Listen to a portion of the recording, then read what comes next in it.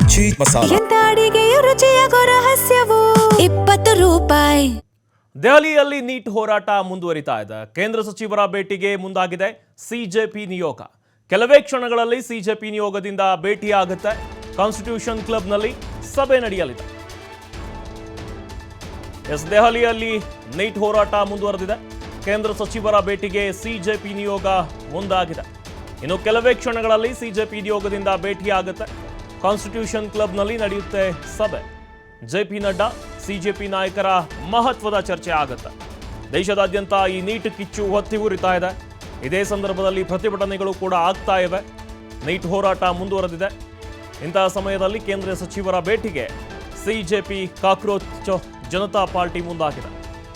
ಕೆಲವೇ ಕ್ಷಣಗಳಲ್ಲಿ CJP ನಿಯೋಗದಿಂದ ಭೇಟಿಯಾಗುತ್ತೆ. Constitution ಕ್ಲಬ್ನಲ್ಲಿ ಸಭೆ ನಡೆಯುತ್ತೆ. ಜೆಪಿ ನಡ್ಡಾ ಸಿಜೆಪಿ ನಾಯಕರ ಮಹತ್ವದ ಚರ್ಚೆ ಆಗುತ್ತೆ. ಒಂದು ಕಡೆ ಉಪವಾಸವನ್ನು ನಿಲ್ಲಿಸಿದ್ದಾರೆ ವಾಂಗ್ಚುಕ್.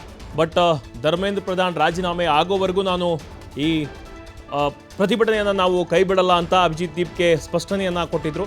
ಇದೀಗ ಕಾನ್ಸ್ಟಿಟ್ಯೂಷನಲ್ ಕ್ಲಬ್ನಲ್ಲಿ ಮಹತ್ವದ ಚರ್ಚೆ ಆಗುತ್ತೆ. ಜೆಪಿ ನಡ್ಡಾ ಸಿಜೆಪಿ ನಾಯಕರ ಮಹತ್ವದ ಚರ್ಚೆ ಆಗುತ್ತೆ. ಕೆಲವೇ ಕ್ಷಣಗಳಲ್ಲಿ ಸಿಜೆಪಿ ನಿಯೋಗದಿಂದ ಭೇಟಿಯಾಗುತ್ತೆ.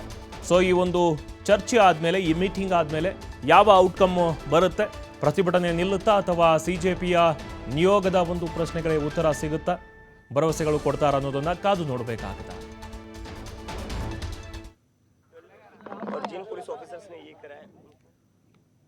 ಎಸ್, ದೆಹಲಿಯಲ್ಲಿ ನೈಟ್ ಪ್ರತಿಭಟನೆ ಮುಂದುವರೆದಿದೆ, ಹೋರಾಟಗಳು ಮುಂದುವರೆದಿದೆ.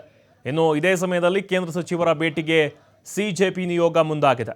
ಪ್ರತಿಭಟನೆಗಳು ಆಗ್ತಾ ಇದ್ವು.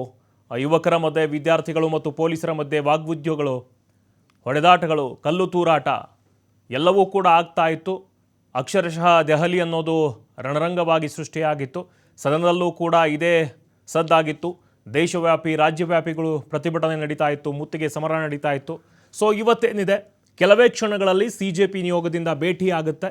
ಕಾನ್ಸ್ಟಿಟ್ಯೂಷನ್ ಕ್ಲಬ್ ಏನಿದೆ ಅಲ್ಲಿ ಸಭೆ ನಡೆಯುತ್ತೆ. ಜೆಪಿ ನಡ್ಡಾ ಅವರು ಮತ್ತು ಸಿಜೆಪಿ ನಾಯಕರ ನಡುವೆ ಮಹತ್ವದ ಚರ್ಚೆ ಆಗುತ್ತೆ. ಸಿಜೆಪಿಯವರು ಇನ್ನೂ ಕೂಡ ಪಟ್ಟಣ ಬಿಡ್ತಾ ಇಲ್ಲ. ಈ ನೈತಿಕ ಹೊಣೆಯನ್ನು ಹೊತ್ತು ಪ್ರಧಾನ್ ಅವರು ರಾಜೀನಾಮೆಯನ್ನು ಕೊಡಲೇಬೇಕು. ಇನ್ನು ಮೃತರ ಆತ್ಮಕ್ಕೆ ಶಾಂತಿ ಸಿಗಬೇಕು, ಅವರಿಗೆ ಪರಿಹಾರವನ್ನು ಕೊಡಬೇಕು. ಇನ್ನು ಪ್ರಧಾನಿ ನರೇಂದ್ರ ಮೋದಿ ಅವರು ಕ್ಷಮೆಯನ್ನು ಕೇಳಬೇಕು ವಿದ್ಯಾರ್ಥಿಗಳಲ್ಲಿ. ಆಮೇಲೆ ಈ ನೀಟ್ ಪ್ರಶ್ನೆ ಪತ್ರಿಕೆ ಏನು ಲೀಕ್ ಆಗಿದೆ, ಇದೇ ಥರ ಪ್ರಶ್ನೆ ಪತ್ರಿಕೆಗಳು ಲೀಕ್ ಆಗಬಾರ್ದು. ಯಾಕಂದರೆ 150ಕ್ಕಿಂತಲೂ ಹೆಚ್ಚು ಪ್ರಶ್ನೆ ಪತ್ರಿಕೆ ಲೀಕ್ ಆಗಿದೆ ಅಂತ ವಿರೋಧ ಪಕ್ಷದ ನಾಯಕರು ಕೂಡ ಆರೋಪವನ್ನು ಮಾಡಿದರು. ಸೊ ಟ್ವೀಟ್ ಸಮರಗಳು ಕೂಡ ನಡೀತಾ ಇದ್ದವು. ಸದ್ಯಕ್ಕೆ ದೇಶದಲ್ಲಿ ಇದೊಂಥರ ನೀಟ್ ಪ್ರಶ್ನೆ ಪತ್ರಿಕೆ ಲೀಕ್ ಪ್ರಕರಣದ ಕಿಚ್ಚು ಹೊತ್ತಿ ಉರಿತಾ ಇದೆ. ಇದೇ ಸಂದರ್ಭದಲ್ಲಿ ಇವತ್ತು ಸಭೆ ನಡೆಯುತ್ತೆ ಜೆಪಿ ನಡ್ಡಾ ಮತ್ತು ಸಿಜೆಪಿ ನಾಯಕರ ನಡುವೆ ಕಾನ್ಸ್ಟಿಟ್ಯೂಷನಲ್ ಕ್ಲಬ್ನಲ್ಲಿ. ಈ ಸಭೆ ನಡೆಯ ನಂತರ ಯಾವ ರೀತಿ ಈ ಒಂದು ಪ್ರತಿಭಟನೆ ಇನ್ನೂ ಜಾಸ್ತಿ ಆಗುತ್ತಾ ಅಥವಾ ಸಿಜೆಪಿ ನಿಯೋಗ ಏನಿದೆ ಅವರ ಬೇಡಿಕೆಗಳಿಗೆ ಕೇಂದ್ರ ಸರ್ಕಾರ ಮಣೆ ಹಾಕುತ್ತಾ ಅನ್ನೋದನ್ನು ಕಾದು ನೋಡಬೇಕಾಗಿದೆ.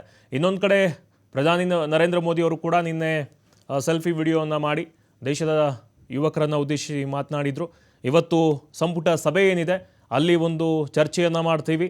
ಈ ಒಂದು ನೀಟ್ ಪ್ರಶ್ನೆ ಪತ್ರಿಕೆ ಲೀಕ್ ಏನಾಗಿದೆ, ಈ ರೀತಿ ಮುಂದೆ ಆಗಬಾರ್ದು ಅಂತ, ಇದಕ್ಕೆ ಸರಿಯಾದ ಒಂದು ಕಠಿಣ ಕಾನೂನನ್ನು ಕ್ರಮ ತೆಗೆದುಕೊಳ್ಳೋಕೆ ಚರ್ಚೆ ಕೂಡ ಮಾಡ್ತೀವಿ. ಆಮೇಲೆ ತ್ವರಿತಗತಿಯಾಗಿ ಈ ನೀಟ್ ಪ್ರಕರಣ ಆಗಿರ್ಬೋದು, ಪ್ರಶ್ನೆ ಪತ್ರಿಕೆ ಸೋರಿಕೆ ಪ್ರಕರಣ ಆಗ್ಬೋದು, ಇವು ಎಲ್ಲವನ್ನೂ ಕೂಡ ಫಾಸ್ಟ್ ಟ್ರ್ಯಾಕ್ ಕೋರ್ಟನ್ನು ಸ್ಥಾಪನೆ ಮಾಡಿ ತ್ವರಿತಗತಿಯಲ್ಲಿ ವಿಚಾರಣೆಯನ್ನು ನಡೆಸಿ ಸಂಬಂಧಪಟ್ಟವರಿಗೆ, ಅಪರಾಧಿಗಳಿಗೆ ಶಿಕ್ಷೆಯನ್ನು ಕೊಡುವಂಥ ಕೆಲಸವನ್ನು ಮಾಡ್ತೀವಿ ಅಂತ ಅವರು ಕೂಡ ಹೇಳಿದರು.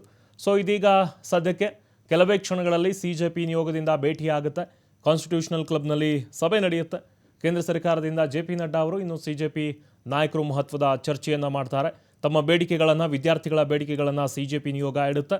ಸೊ ಅದಕ್ಕೆ ಕೇಂದ್ರ ಸರ್ಕಾರ ಯಾವ ರೀತಿ ಸ್ಪಂದನೆ ಮಾಡುತ್ತೆ ಅನ್ನೋದನ್ನು ಕಾದು ನೋಡಬೇಕಾಗಿದೆ.